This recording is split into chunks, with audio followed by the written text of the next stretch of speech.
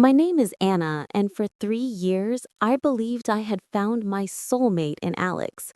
He was the perfect man, charming, stable, successful, a man who planned our future down to the last detail. We shared a beautiful apartment, and our lives were synchronized like a luxury Swiss watch. I was utterly in love. But beneath the surface of our perfect life, there was a fault line, a tiny, chilling tremor that I initially dismissed as my own anxiety. It started subtly.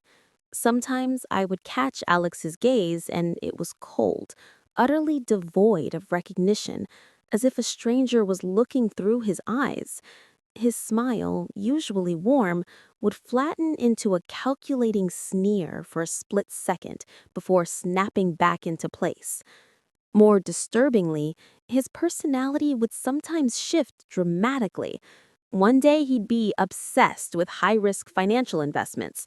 The next, he'd be terrified of credit cards, preaching extreme minimalism. When I asked about these changes, he would become furious, accusing me of having a poor memory, or worse, of being paranoid, the classic gaslighting that kept me trapped in self-doubt. "You're imagining things, Anna. Are you sick?" The breaking point came with a simple object, a silver locket. Cleaning out the attic to make room for our new life, I found a small, dusty box hidden deep inside a loose floorboard.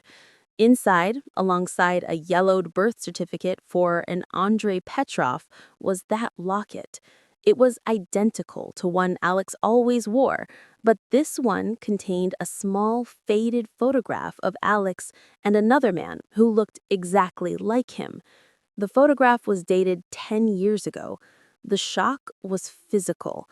I knew the man in the picture was not just a relative, he was an identical twin. But Alex had always maintained he was an only child. Why the lie?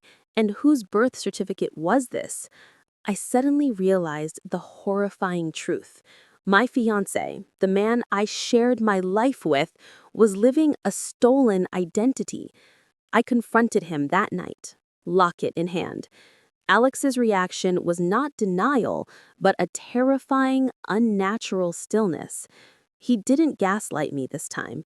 He confessed, his voice dangerously low. Andrei was weak. He wasn't made for this life. I am Alex now. He admitted that Alex, the person I knew, was his brother, and Andrei, the original name on the certificate, was him.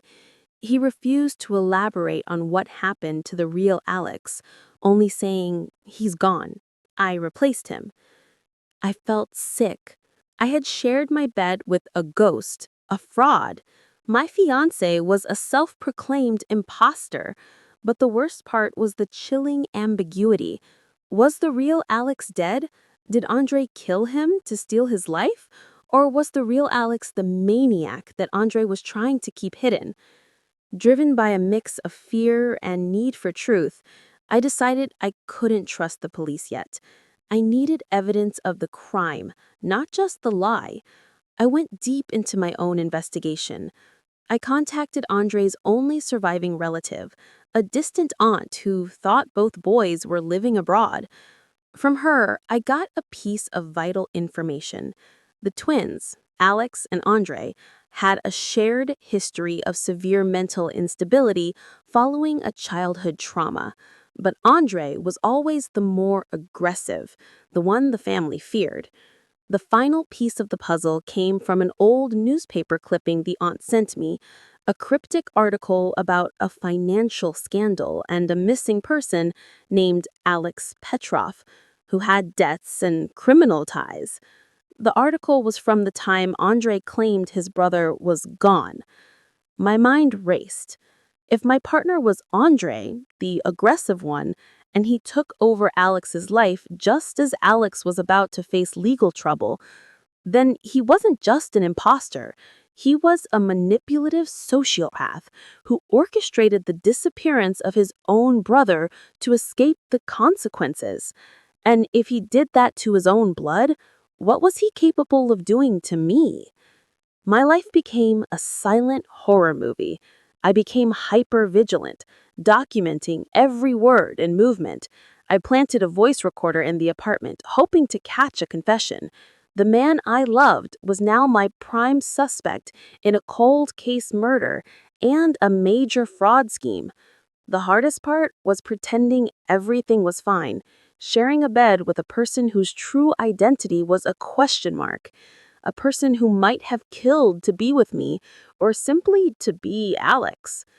The story ends not with an arrest, but with my realization.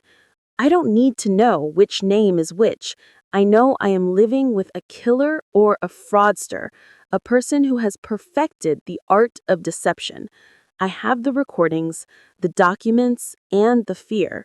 Now I have to plan my escape, the hardest part of my life.